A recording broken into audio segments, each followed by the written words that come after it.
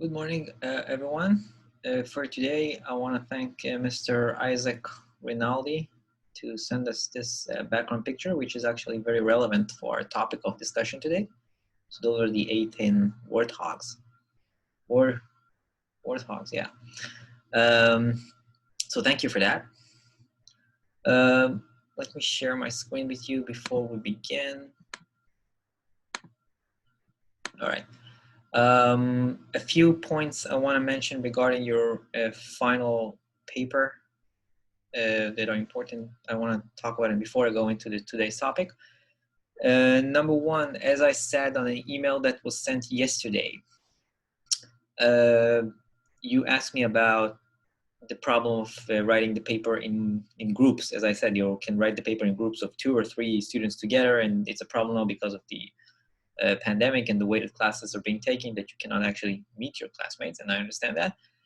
Unfortunately, I wasn't able to come up with a very sophisticated solution to that. The only option I have in mind now is if you still see that video on Thursday morning and you have time, or we can do it next week, of course, you can just log in during office hours. Anybody that wants to find somebody to write the paper with, just log into office hours. We can meet, all of us, in office hours, and you can meet other students, talk with them, and see if you have some ideas that you want to work together. So that's the option I can offer you right now, which is the safest possible option at the moment. If you have any other ideas to address that issue, then you're more than welcome to share them with me and we can try and work it out. But unfortunately, I don't have much better options that I can think about right now. One more thing related to the final paper, I'll remind you that based on the syllabus, you have until next Friday, in November 6th, to email me the topic of your final paper. I don't need it to be the specific case or the specific data that you want to use to explore your research question, but I want to get the general sense of what you want to study. I want to do questions related to democratic peace. I want to study coercion. I want to study specific question in realism, and just offer me a little bit the general idea of what you want to do in your final paper, as well as some details, so we'll know we're thinking in the right direction. And of course, you're more than welcome to ask me any kind of question that you need in that context. So I remind you again, by next Friday, you should email me your name, of course, the topic of your paper, specific question that you may have. And if you're writing more than one student, if you're writing a group, then make sure that you write the names of all the members of the group. And last thing regarding to the final paper project, at some point next week, probably somewhere around Thursday or maybe even Friday, I will upload another separate video, which will be shorter than the usual lecture. It's going to be about 10 to 15 minutes long. It'll give you some additional tips and some additional ideas about how to write and things to avoid when you write your final paper. So be on the lookout for that. You're going to get an email, and I'm going to, as always, send you the link for this specific recording. But that should be at some point later next week. So that's all I have for now regarding the final paper. And if you have any kind of question, that you are more than welcome to come talk to me. Log in to the call during office hours, or just email to me. So a quick review on Tuesday's topics. I talked mostly about deterrence and the components of reputation of result. I talked about the different ways that we use to measure how successful deterrence is, whether it is in a military standpoint, from a political standpoint. Mostly the main point was that if we have to implement our threat, that means that our deterrence failed. Then I talked a little bit more about the idea of when we are issuing a credible threat, one of the important things that needs to happen, so the deterrence is more likely to be successful, is that threat to be credible, and that's based on using costly signals. Then I talked about those different components of deterrence, starting with reputation. A lot of literature addresses different questions about does reputation actually matter in expectations of leaders when it comes to international actions. And then showing you with the paper by Weisinger and Yahi Milo that reputation does have an effect, along with other more contextual factors. Then going a little bit more in details into the individual level of the leaders, we talked about whose reputation. So there's a reputation for the leader, there's a reputation for the state, and especially when he talks about the leader, when we talked about the Lupton paper, is the establishment of reputation by leaders in their earlier interactions with other leaders, and how important that is to build up the foundations of reputations for them. Then we shifted gears and talked about resolve, which is a similar component, which is also related to reputation. And of course, both of them are related to deterrence overall. Thinking about resolve not just as a strategic concept, but also thinking about it from a behavioral standpoint, as an individual dispositions, the willingness to persist in action despite temptations against that persistence. And showed you some evidence from the work by Coercion about how our individual level factors matter for resolve when it comes to international behavior. And lastly, we talked about the conjoint design, which showed us how we, as observers of others, how do we assess whether they are more resolved or not. So it was a little longer lecture, but it covered a lot of very important topics. So if you have any questions, you're more than welcome, as always, to email them to me.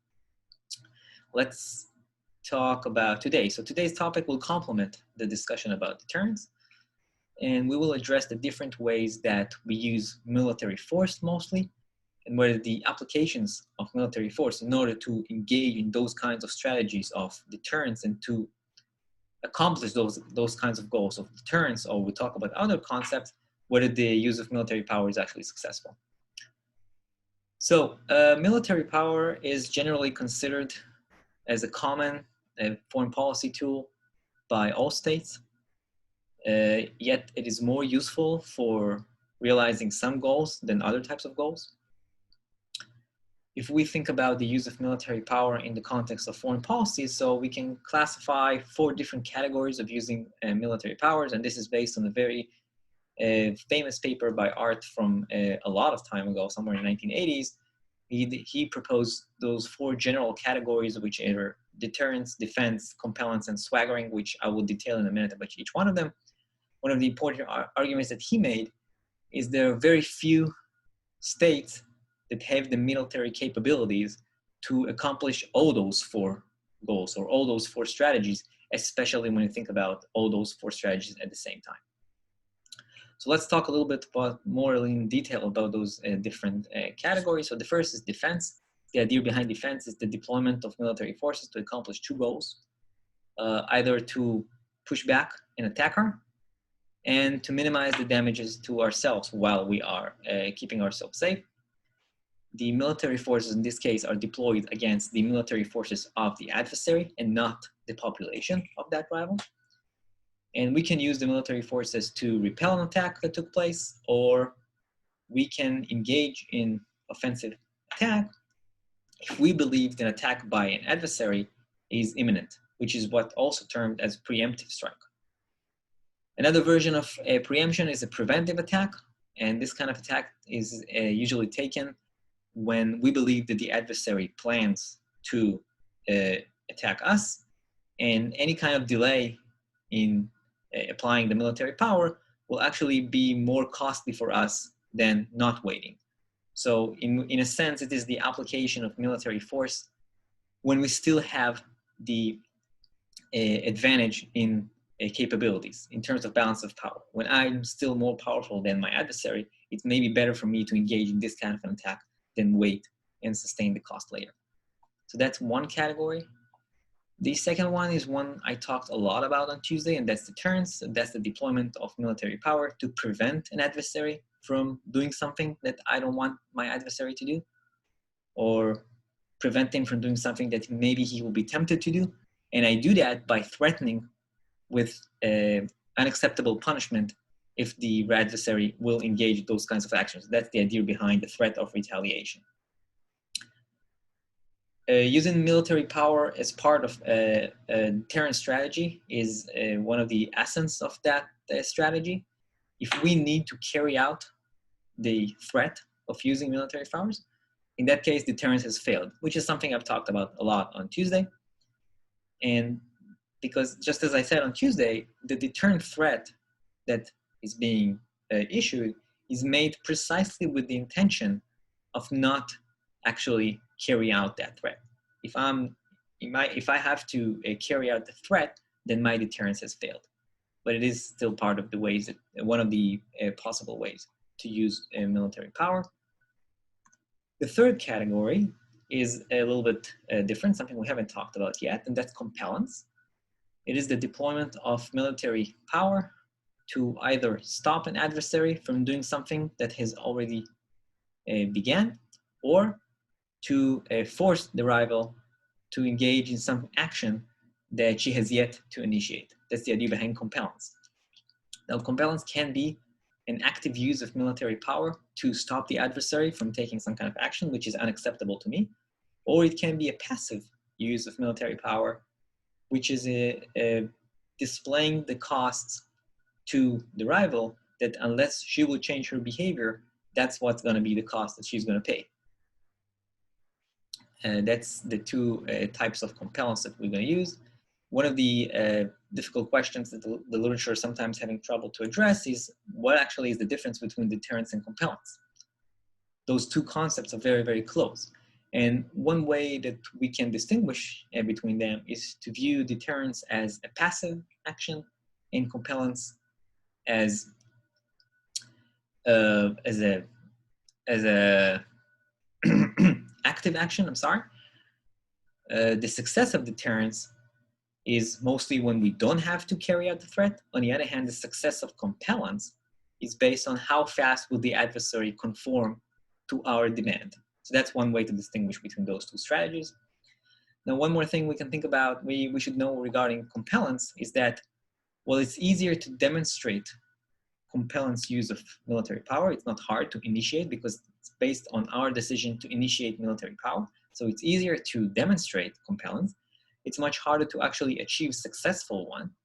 And one of the main reasons for that is a compelled demand in many cases requires a change in behavior which has to be visible and may include some intangible implications, such as putting pressure on my rival's prestige or status. And it's much harder to compel my adversary to actually change in behavior based on those implications, because it can be a humiliating change of action for my rival. So it's much harder to generate those kinds of outcomes.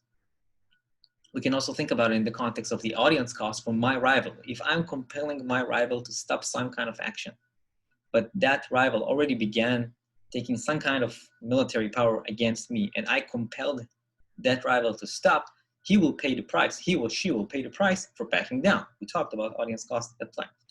So that's one of the reasons why achieving successful compellence is very, very complicated. The last category is much more limited in terms of its use, and it's described by Art as a residual category. And that fits to the swaggering. That's the use of military power to enhance the national pride of the population or satisfy some personal ambitions for the leader. The actions that are taken, the display of military power, display of force in this case, is intended to either satisfy some global objectives, or it has more of a domestic type of incentives. So this is a lot less common around the world, but that's another way that military power is being used. Now, this four category distinction may seem pretty clear, especially from an analytics standpoint, but as always, in reality, it is a lot harder to detect why military force is used, and we must pay a lot more attention to contextual factors of the situation itself. In addition, only if we know the motivation of applying force, we can more clearly link that application of military force to one of those four categories. But this information about motivation, in many cases, is not public.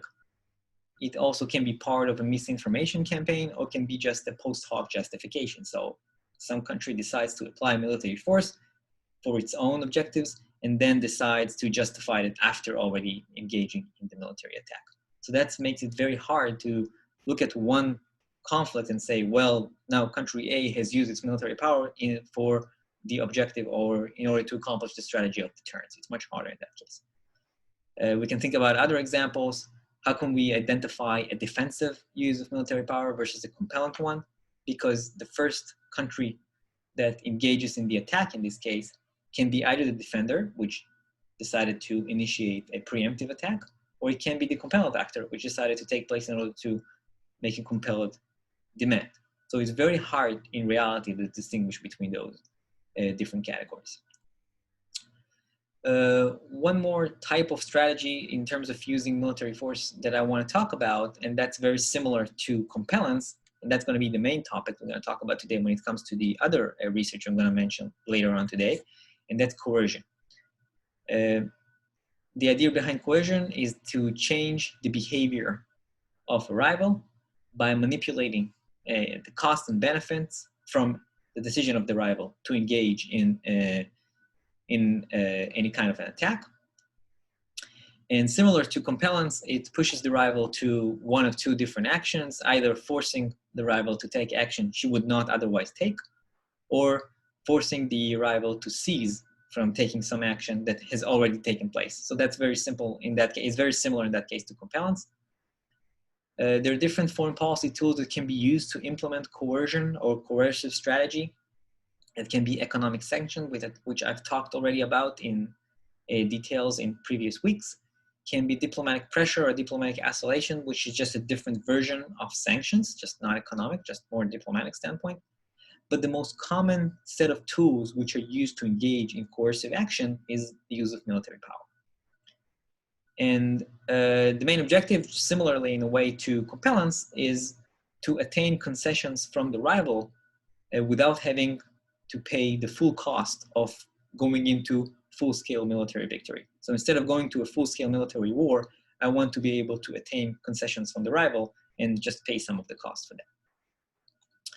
And the last thing is when we think about the context of how do we accomplish successful coercion. So similar in a way to deterrence or compellence, we can define that in terms of what is a failed coercive strategy.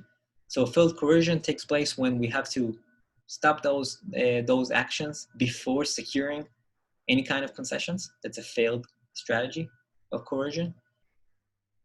Another option is that when we persist in actions intended to coerce the rival, but we are unable to accomplish or to achieve any kind of concessions or compellence by the target. And the last one is that when we decide to impose any type of coercive demands after already completing the military victory, which means that coercion does not take place. So coercion is another types of strategy here, which, as I said, is very, very closely related to compellence, and that's going to be the main topic I'm going to talk about for the rest of today. I'm going to focus on coercion and the use of military power, mostly showing different evidence and different arguments regarding the efficacy of using military power as an instrument of the strategy of coercion. All right, so let's start with that. Many states use military power, military force, especially in the context of, in the form of air power, as a central tool of foreign policy. The use of air power can be part of a larger military campaign, such as the Gulf Wars or the conflict in Afghanistan. We have here a picture from the use of air power during the first Gulf War. It can also be part of a more specific type of engagement, such as the conflicts that the NATO, led by the United States, had in Europe in the Balkans in the 1990s. And then the conflict that we have also in Iraq in 2003. Now, there's a lot of usage of air power as part of foreign policy tools, but the main question, the most important question in a way, is does the use of air power as part of overall military power help those states accomplish their political objectives? And that's the main question that guides the work by Horowitz and Reiter, which was part of your reading list for today. So from a military standpoint, most of the research suggests that the use of air power against military targets is more likely to generate that expected change in behavior and not likely to be successful when we are targeting civilians. And when we think about the use of air power in the context of coercive strategy, the logic is that those aerial attacks will be initiated or will persist if we're already within the conflict until the target concedes to our demands. We are coercing the target to some demands, and until the target will concede and accept those demands, the aerial attacks will persist. Now, I want to talk more about, and that's the focus of their paper, as I said, I want to talk more about the political aspect of using coercive air power to accomplish those objectives. And the focus of Horowitz and Ryder for their paper trying to assess this success of coercive strategy when it comes to the use of air power is a couple of factors. It's mostly the regime type of the target state. So what regime type does the target that I'm focusing my attacks on is, as well as the types of demands that are made as part of the coercion campaign.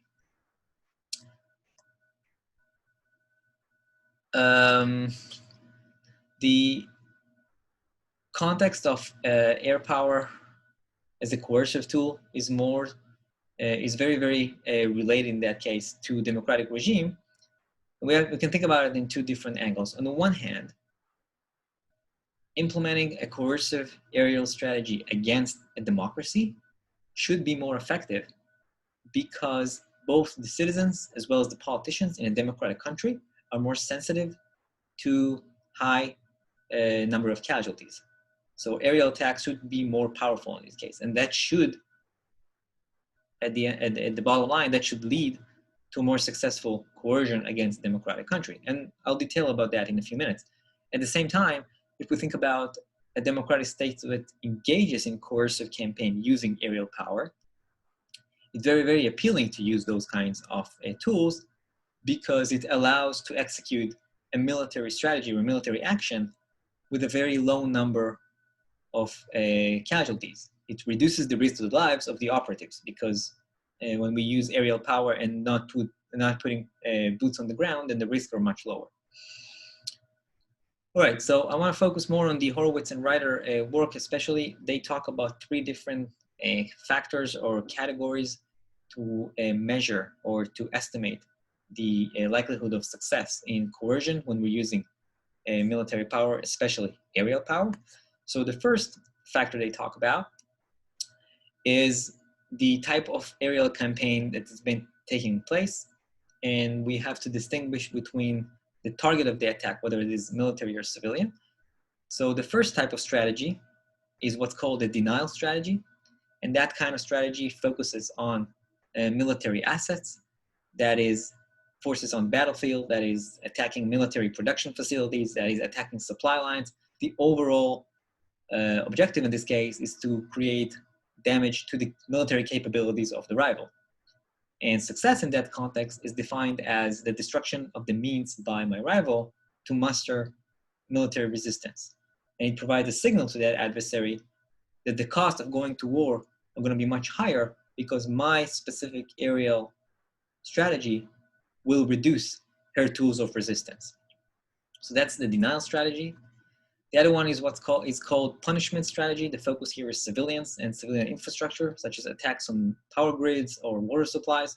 And the objective overall is to cause enough suffer to the population so they will pressure the political leadership to change its own behavior, or in more extreme cases, maybe the population will either overthrow the government and therefore will accept the demands by the coercing country. But it's very, very hard to accomplish, to accomplish a successful punishment strategy. One, because economic systems tend to adapt to those kinds of attacks, and they respond by engaging in actions such as substitution, so as well as stockpiling and defending supplies. So if there's going to be attacks on power grids, so the target states will find other solutions in order to continue with its resistance. The second point relates to morale, and that's that aerial attacks on civilians and the civilian infrastructure in most cases will shift the support actually to the government of the target state, will create what I've already talked about, which is the rally around the flag effect, will actually increase the resistance to the coercion attacks. So that's the main explanations why it's harder to accomplish successful punishment strategy in that case. Another factor that they mention is the regime type of the target. Now, the goal of aerial attacks is to push the public to pressure the leadership in the target state to change its behavior, which means we're talking about a domestic political process that depends, of course, on the domestic political structure of the target state. And that's where institutions play a very important role. So we have to think about it in terms of different regimes. So because leaders for democracies are under the pressure of being elected, or they want to be re-elected, so those kinds of politicians must enact policies that the public supports. And as I said, because aerial attacks are more likely to harm the public, then the logic is that the public will pressure politicians to change the behavior. This kind of effect is less likely to be that powerful in autocracies because the leaders are not beholden to those kinds of demands by the public. They can ignore any kind of external pressure. Also, those leaders are more likely to employ any kind of repression tactics to drown out any public criticism, which suggests that argument is that a coercive strategy which relies heavily on aerial power is more likely to be successful against democratic states. However, we need to remember, as I've briefly mentioned a few minutes ago, that overall the public tends to rally behind the leader once there are attacks on the country.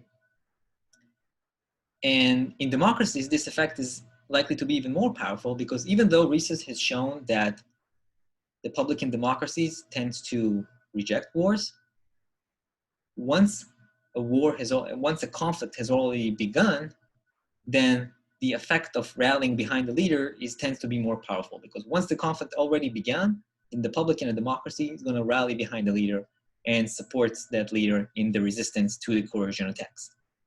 So that's one reason why the success of coercion using aerial power against democracy may not be that certain. The third factor that they talk about is the demands by the coercive states. The type of demands is important for the probability of actually achieving successful coercion. High demands, such as overthrow of the government or unconditional surrender, reduce the likelihood of success, mostly because the cost of those high demands are higher than the cost of persistent aerial attacks. In that case, the target states will prefer to suffer the cost from the continuation of aerial attacks than pay the cost of accepting those kinds of high demands. As an example, we can think about this case, which is the signing of surrender by the Japanese forces in September 2nd, 1945 on the USS Missouri. And one of the contributing factors to the ability of the United States to win the war against Japan was some changes that were made to the demands. Instead of demanding unconditional surrender with no assurances to the future status of the emperor, which was very important for the Japanese, those kind of demands were adjusted to fit with the declaration from the Potsdam summit that happened a few months earlier.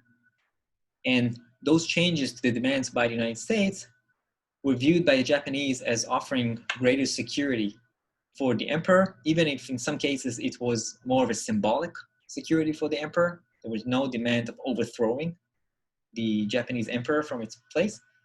So they were more willing to entertain those kinds of demands as an outcome for the war and helped. This was only part of the reasons that the Japanese eventually decided to concede and surrender in the war. Going back to the Horowitz and Ryder work, so they use the data on coercive attacks using aerial power, 1917 to 1999. They account mostly for the different aspects of the type of demands and the target and the regime type of the target state. Some of the findings that they have is that overall, out of 53 cases in their data set, they found about a little bit over 30% success rate for coercive strategy using aerial power. So it's 19 out of 53 cases, which is not that encouraging in that sense. More specifically, they find that when the focus of the strategy is military vulnerabilities, then the odds of success are much higher, not when the targets are civilians. When high demands are placed, then the success is less likely to be accomplished. For example, imposing a strategy of denial, which again is focusing on military assets, but also imposing low demands, according to their analysis, leads to over 95% probability of success in coercion. And we compare that to even countries which are highly vulnerable to denial strategies. So the military assets are very vulnerable to attacks, but those countries are also facing very excessive demands. Under those conditions, the probability of successful coercion drops to somewhere around 60%, which is very significant. So the demands in this case is a very powerful factor in achieving success. And last thing that they mentioned, which fits to the second part of the argument that I've made regarding democracies, is that coercion is not necessarily more successful when the target state is a democracy, which lends some more support to the idea that democracies, the public will rally around the leader and will not allow for and actually be more resistance to coercion. So the work by Horowitz and Ryder provide us very clear early theoretical conditions for successful implementation of aerial power in order to achieve a coercive strategy. I want to talk about another angle of this strategy, and that's the conditions to end the campaign, and that's based on the second paper that you had in your reading list for today by Professor Ellen. She focuses on identifying the conditions to end the aerial campaign, which is in a way, it's focusing on the duration of those campaigns. And she argues that the end of violence is highly contingent on the domestic institutions that constrains leaders from further use of force based on two mechanisms in this case. One is the idea of political competitions and leaders that need to satisfy public opinion, and public opinion does not always support further attacks, which means that might constrain the leaders in further applications of military power in this case. And the other idea, especially in democracies, is the idea of free flow of information. When information is relatively accessible to everyone, it's much harder for leaders to bluff their intentions because the media and opposition parties will expose their true intentions and make it harder for them to sustain in those kinds of campaigns when the public does not actually approve that. So considering those mechanisms, what she argues mostly is that democracies will engage in shorter aerial campaigns compared to autocracies because democratic leaders face a lot more pressure due to the rising cost of conflict. When we think about it, those costs can be human costs, it can be financial costs from the continuation of those kinds of conflict, or political costs in that case. Autocrats, on the other hand, are less constrained by those mechanisms, so they can hold on and prolong the conflict until their democratic adversary, if that's the case, will stop its attacks, again, because this democratic adversary is facing pressure from rising costs. She also talks about the duration of aerial campaigns when the democratic state is the target, and she suggests that democratic targets will concede faster because the rally effect, which is a very powerful effect, is tend to be short-lived, and the public will stop supporting the government, will actually demand the government to end violence. And again, the comparison in this case is autocracies which do not face such concerns, so they can sustain being a target of longer coercive actions. Another argument that she makes is that democratic target will face a shorter conflict, but the reason in this case is different. Democratic countries will be actually more resolved. We can think about it in the context, as I talked in previous lectures, that democracies tend to display much more effort when it comes to conflict. So democratic countries in this case will be more resolved, and that's going to lead the rival to realize that winning is less likely, so the rival will concede and the conflict will end. In both cases, whatever it is, the more resolved democracies or the short duration of the rally effect, in both cases, when the democratic country is the target, the expectation is that the aerial campaign is going to be shorter in terms of duration. So what does she find? She runs a bunch of tests using the data she collects. I don't want to go into details here about the empirical tests. You're more than welcome to read the paper for that. But some of the main findings that she finds is that a denial strategy, reminding you again, denial strategy focuses on military targets, is more efficient in ending the campaigns faster. So that leads to shorter conflicts when countries engage in denial strategy. Attacks on democracies, and when democracies are the target states, will be shorter because the attacker will understand that democratic target is resolved. So there's no higher probability of actually winning the coercive campaign, and the attacker will concede. When a democracy implements a coercive aerial attack, it will also be shorter because the leaders of those democracies will be very concerned about the political cost of long campaigns. Sometimes that leads them maybe to accepting a termination for a coercive aerial attack, even if they're unsuccessful.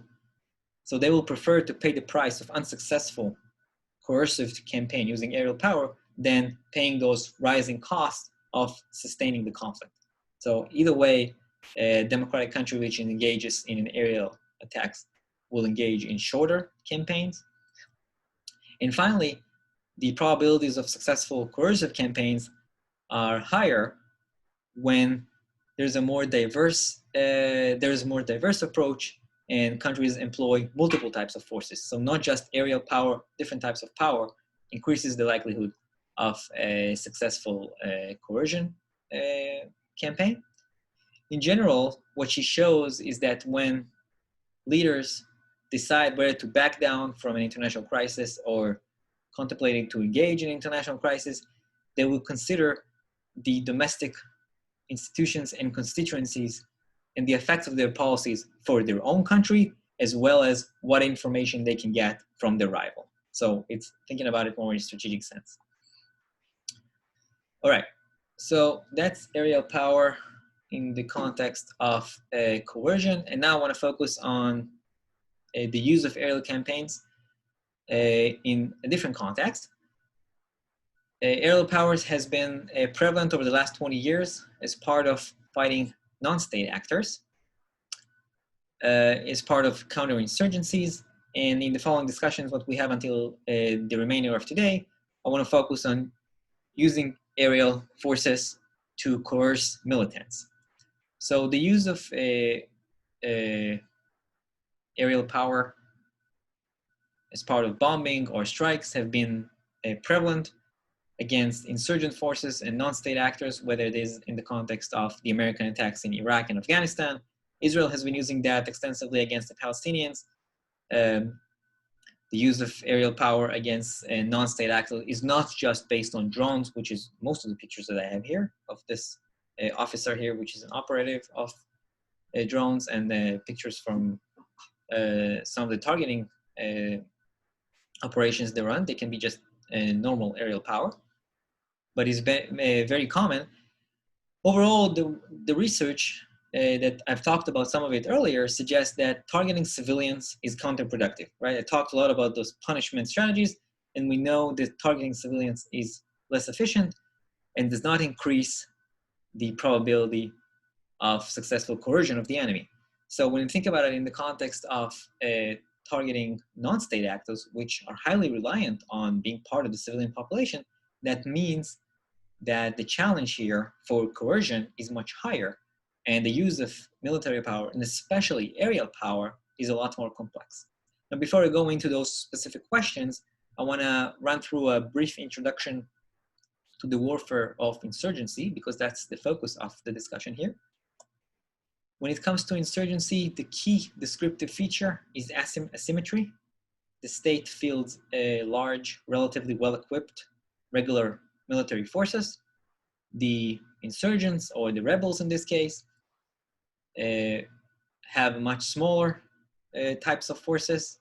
They're not as well equipped as the state, and they're usually organized as irregulars. They're not always engaged in those kinds of actions.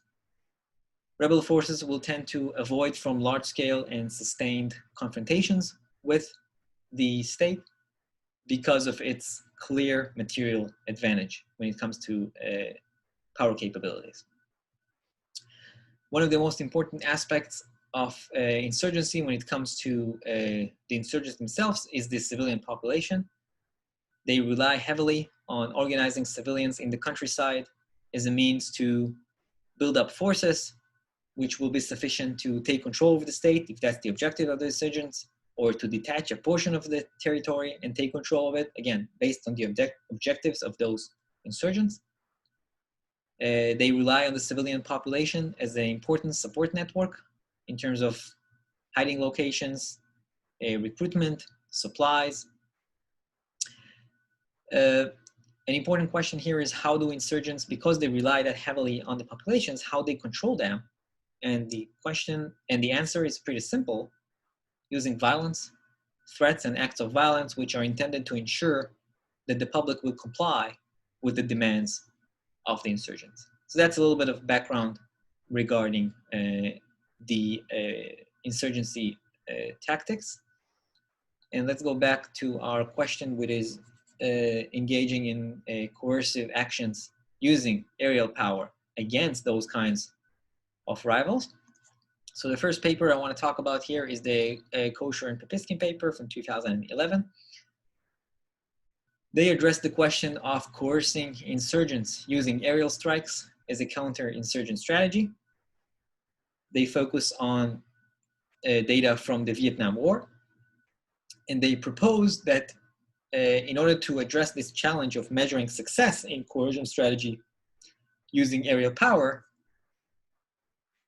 that what we need to do is to test if aerial attacks will, or how much aerial attacks affect the ability of insurgents to consolidate their control on the population. So that's the main question, and that's the main way that they frame the research in order to address this challenge of how do we measure a successful coercion campaign using aerial power against a rival, which is non-state actor, insurgent in this case. So considering the central role that the public plays for insurgents, as well as, of course, for the government, which initiates the coercive campaign, one of the important aspects we need to think about when the strategy is being taken is chosen is the distinction between a discriminate and indiscriminate violence or targeting or attacks. The question here is whether the military force, the aerial power, is used focusing on individuals who are suspects of any type of rebel activity in this case, which is discriminate targeting, or engaging in indiscriminate attacks, which are large-scale attacks that cannot distinguish between civilians. Some of them are insurgents, some of them are just common civilians. Indiscriminate attack does not distinguish between them. And we, based on that, on the assumptions that aerial attacks, in most cases, are indiscriminate. It's very hard to implement aerial power in a very discriminative, to engage in discriminate attacks using aerial power. Even with the advanced technological innovations that we have today, it's very hard to actually implement aerial attacks that are focusing on very specific individuals. In the vast majority of cases, selective or discriminative violence is more likely to be successful to achieving coercion. So we're more likely to be successful in our coercion strategy if we are implementing a discriminative or selective targeting. One of the main reasons for that is when we engage in indiscriminate attacks, which is extended violence, we do not allow the civilians, which live very close to those militants, to those rebels, to separate themselves and remain safe. So all civilians under the area which are being attacked by the aerial powers are actually at very high risk of being targets. So that means that they have less incentives to not support the rebels. So for their paper, they're focusing their work on Vietnam. They argue that it offers a very good case to test those kinds of questions because one of the primary objectives of the aerial campaigns in Vietnam was not to target the North Vietnamese army, but actually a lot of bombing and strikes of targets in South Vietnam, as well as the Ho Chi Minh Trail, and the focus was mostly on Viet Cong forces. So the rebel forces in Vietnam were the main focus of those kinds of attacks. And the data of those attacks suggests that anywhere between 60 to 70% of those aerial attacks were actually aimed at targets in the south of Vietnam.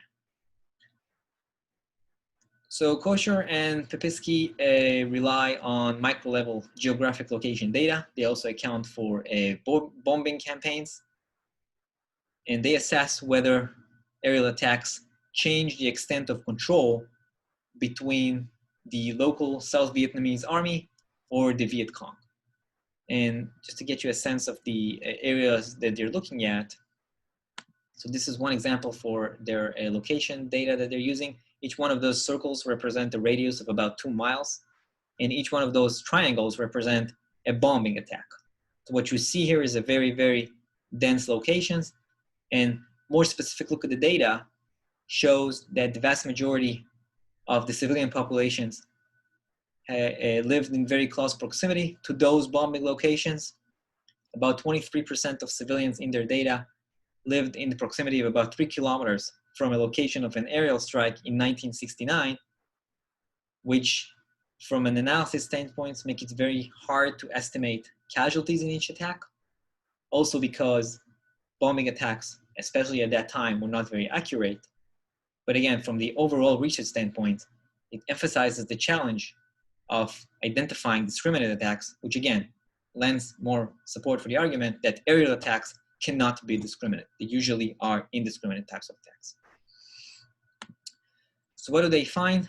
They find that aerial bombings are counterproductive as a counterinsurgency strategy. High frequency of bombings corresponded very closely with higher level of downstream control by the Viet Cong, which means that the more aerial attacks took place in some locations, the extent of control by the Viet Cong was actually higher. And those results have indicated there was actually we can call it as a dual negative effect for those kinds of strategies, because areas that were under the control of the government were more likely to shift to the control of the Viet Cong after bombing attacks, and areas that were already under insurgent control were more likely to remain under such control after aerial attacks. So overall, a very negative effect for those kinds of strategies in terms of coercing militants to accept the demands of the attacker. Okay, before going into the last part of today, I'll stop for the attendance word. So today attendance word is the word hell. Hell is the attendance word for today. And for the last paper, I will talk about another study that explores the effects of military force using air powers to coerce militants, but this time we're talking about a different context. So we're going to focus on the Russian military attacks in the North Caucasus. So just to make sure that we're all on the same in the same place when it comes to geography. So this is the south of Russia. This is Georgia here, and these areas that here are in different colors, that's the Northern Caucasus. The areas that are more familiar, if you hear the news, are mostly Chechnya, Dagestan. This is the areas that are being a little bit more known when it comes to global media. The Russians have intervened in that area in the late 1990s that led to the emergence of consistent insurgency ever since the late 1990s. Some of the main battlegrounds between the Russians and the locals were Chechnya and Dagestan. Jihadi forces has also joined that conflict at some point in the mid-2000s, and jihadi terrorism has been prevalent there in those years. Since late 2017, the extent of violence has substantially reduced, mostly due to the brutal attacks by the Russian forces. So that just gives us a general context of this location. And I'm focusing on the work by Tuft and Zhukov, and they apply a model to assess the common strategies that I've already mentioned a couple of times today, the denial and punishment strategies. and they want to evaluate the level of success for using aerial power in preventing the diffusion of violence. So it's whether there was violence in the areas that were attacked, but also whether this violence has expanded to other areas which are in close proximity to where the attacks took place. They test their theory regarding the actions by the Russian military in the North Caucasus from 2000 to 2008. Their data is a monthly level regarding the type of strategy that's been employed, denial or punishment, as well as whether there were insurgent attacks in that specific region following the attacks by the aerial forces. So overall, what they find is that the denial strategy focusing on military targets is more effective in suppressing new cases of violence. So even when you're focusing on military targets or military type targets of the insurgents, you're more likely to be successful in suppressing additional violence.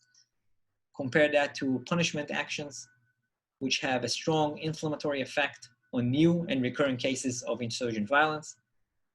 That's their main finding. They also run some additional simulations in order to enlarge the size of their data and generate more or generate clearer implications for their analysis. And this is just some of the figures that they present for this data. What you see here is that this figure, for example, shows the probability of attack by the rebels after engaging some kind of aerial strategy.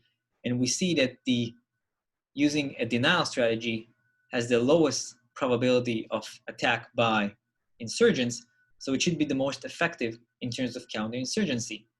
The combination of denial punishment is also relatively effective in this case.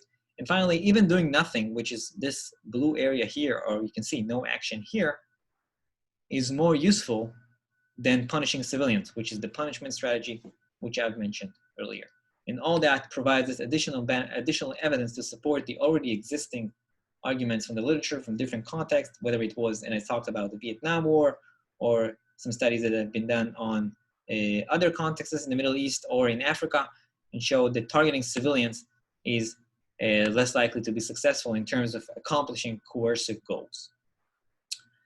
All right, so if you want to read more, then I recommend those kinds of studies. The work by Alan and Mashin are very, very interesting work. If you're interested in use of aerial power, I highly recommend reading those kinds of studies. We also have here the applications of aerial power in other contexts, as I said. So this is the Saudi military using aerial power in the war in Yemen, as well as other types of coercion, in this case, using international sanctions in this case. So this is also another study if you want to go ahead and read.